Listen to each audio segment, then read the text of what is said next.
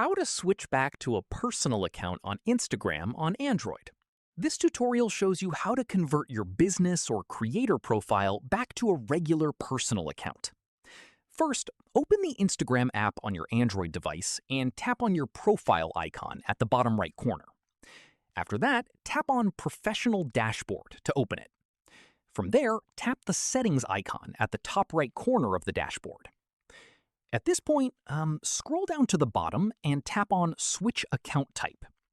In the next step, tap on Switch to Personal Account from the options available.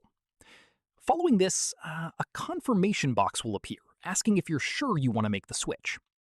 Finally, tap Switch to Personal to confirm, and your account will be converted back to a regular personal account right away.